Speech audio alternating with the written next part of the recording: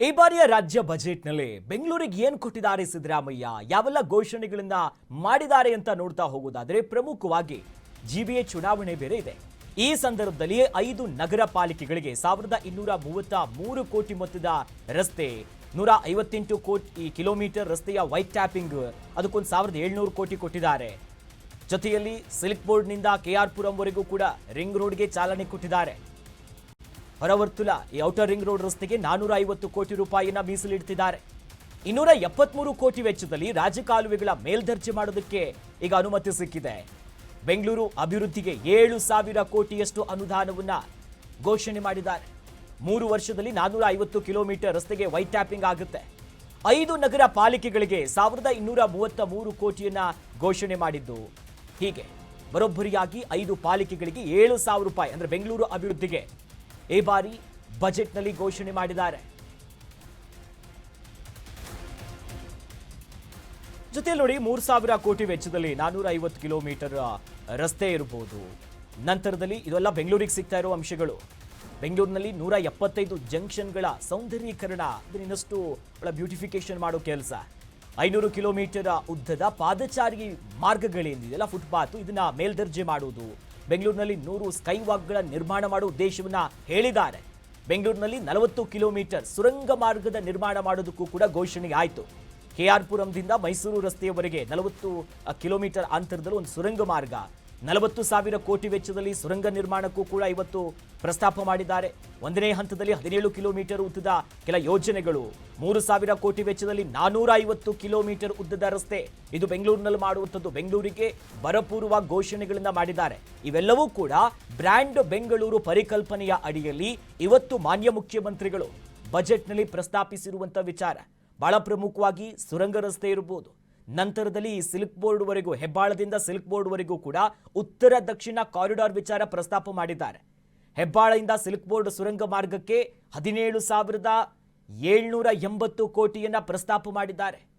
1ನೇ ಹಂತದ ಈ 17 ಕಿಲೋಮೀಟರ್ ಉದ್ದದ ಕಾರಿಡಾರ್ ರಸ್ತೆ ಇದೆ. 3,000 ಕೋಟಿ ವೆಚ್ಚದಲ್ಲಿ 450 ಕಿಲೋಮೀಟರ್ ಉದ್ದದ ರಸ್ತೆ ವಿಚಾರ ಇರ್ಬೋದು.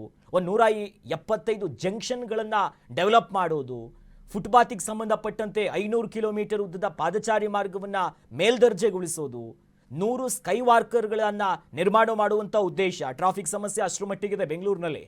ಹಾಗಾಗಿ ಇವಿಷ್ಟು ಬೆಂಗಳೂರಿಗೆ ಇವತ್ತಿನ ಬಜೆಟ್ನಲ್ಲಿ ಏನು ಸಿಗುತ್ತೆ, ಬ್ರ್ಯಾಂಡ್ ಬೆಂಗಳೂರನ್ನ ಯಾವ ರೀತಿಯಾಗಿ ಉತ್ತೇಜನವನ್ನು ಕೊಡ್ತಾರೆ ಅನ್ನುವಂಥ ಲೆಕ್ಕಾಚಾರ ಇರೋ ಸಂದರ್ಭದಲ್ಲಿ ಇವಿಷ್ಟು ಮಾನ್ಯ ಮುಖ್ಯಮಂತ್ರಿಗಳು ಇವತ್ತು ಅದನ್ನ ಪ್ರಸ್ತಾಪ ಮಾಡಿದರಷ್ಟೇ ಅಲ್ಲ, ಮುಂದಿನ 1 ವರ್ಷದಲ್ಲಿ ಮೆಟ್ರೋ ವಿಸ್ತರಣೆ ಮಾಡೋದಕ್ಕೂ ಕೂಡ ಕೆಲ ಅಂಶಗಳನ್ನು ಈಗ ಮುಂದಿಟ್ಕೊಂಡಿದ್ದಾರೆ.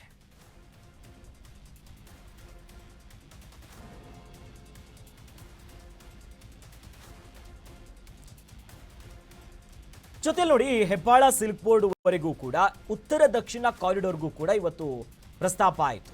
ಹೆಬ್ಬಾಳ ಸಿಲ್ಕ್ ಬೋರ್ಡ್ ಸುರಂಗ ಮಾರ್ಗಕ್ಕೆ 17,780 ಕೋಟಿ ವೆಚ್ಚ ಆಗುತ್ತೆ.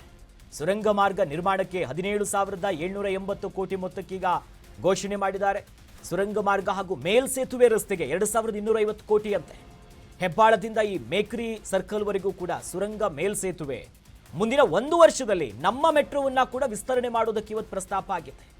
41 ಕಿಲೋಮೀಟರ್ ಹೆಚ್ಚುವರಿ ಮೆಟ್ರೋ ಮಾರ್ಗವನ್ನ ನಿರ್ಮಾಣ ಮಾಡುವಂತ ಗುರಿಯನ್ನ ಕೂಡ ಇವತ್ತು ಹೇಳಿದ್ದಾರೆ. ಮೆಟ್ರೋ ವಿಸ್ತರಣೆಯಿಂದ 15 ಲಕ್ಷ ಪ್ರಯಾಣಿಕರಿಗೆ ಒಳ್ಳೆಯದಾಗುತ್ತೆ. 2ನೇ ಅಂತಾರಾಷ್ಟ್ರೀಯ ಏರ್ಪೋರ್ಟ್ ಅನ್ನ ಬೆಂಗಳೂರಿನಲ್ಲಿ ಮಾಡೋ ವಿಚಾರವಾಗಿಯೂ ಕೂಡ ಇವತ್ತು ಅದಕ್ಕೆ ಸಂಬಂಧಪಟ್ಟಂಗೆ ಕೈ ಹಾಕಿದ್ದಾರೆ. ಜೊತೆಯಲ್ಲಿ ಈ ಉತ್ತರ ಮತ್ತು ದಕ್ಷಿಣದ ಕಾರಿಡಾರ್ ಸಂಬಂಧಪಟ್ಟಂತೆ ಹೇಳಿದ್ದಾರೆ. ಪ್ರಮುಖವಾಗಿ ಟ್ರಾಫಿಕ್ ಸಮಸ್ಯೆಯಿಂದ ಕಿರಿಕಿರಿ, ಮೇಲ್ಸೇತುವೆ, ಜೊತೆಯಲ್ಲಿ ಪಾದಚಾರಿಯ ಮಾರ್ಗಗಳನ್ನು ಮೇಲ್ದರ್ಜೆ ಮಾಡೋದು, ಮೇಲ್ಸೇತುವೆ ಸೇರಿದಂತೆ ಸುರಂಗ ಮಾರ್ಗಕ್ಕೂ ಕೂಡ ಇವತ್ತು ಪ್ರಸ್ತಾಪ ಮಾಡಿದ್ದಾರೆ. ಬೆಂಗಳೂರಿನ ಪಂಚ ಪಾಲಿಕೆಗಳೇನಿದೆಯಲ್ಲ ಜಿಬಿಎ, ಇದಕ್ಕೂ ಕೂಡ ಬರೋಬ್ಬರಿಯಾಗಿ 7,000 ಕೋಟಿಯಷ್ಟು ಹಣವನ್ನ ಮೀಸಲಿಡುವಂತ ಕೆಲಸ ಮಾಡಿದ್ದಾರೆ. ಬಟ್ ಬೆಂಗಳೂರಿಗೆ ಎಷ್ಟು ಕೊಟ್ಟರೂ ಕೂಡ ಕಡಿಮೆನೆ. ಆದರೆ ಬ್ರ್ಯಾಂಡ್ ಬೆಂಗಳೂರಿನ ಪರಿಕಲ್ಪನೆಯಲ್ಲಿ ರಾಜ್ಯ ರಾಜಧಾನಿಯನ್ನ ಅಭಿವೃದ್ಧಿಪಡಿಸುವುದಕ್ಕೆ, ಮೂಲಭೂತ ಸೌಕರ್ಯಗಳನ್ನು ವೃದ್ಧಿಸುವಂತ ನಿಟ್ಟಿನಲ್ಲಿ ಸಿದ್ದರಾಮಯ್ಯನವರು ಒಂದಿಷ್ಟು ಮಹತ್ವದ ಯೋಜನೆ, ಜೊತೆಯಲ್ಲೇ ಅದಕ್ಕೆ ಎಷ್ಟೆಷ್ಟು ಅನುದಾನವನ್ನ ಕೊಡಬೇಕು ಅಂತ ಬಜೆಟ್ನಲ್ಲಿ ಸುದೀರ್ಘವಾಗಿ ಇವತ್ತು ಪ್ರಸ್ತಾಪ ಮಾಡುವಂತ ಕೆಲಸ ಮಾಡಿದ್ರು.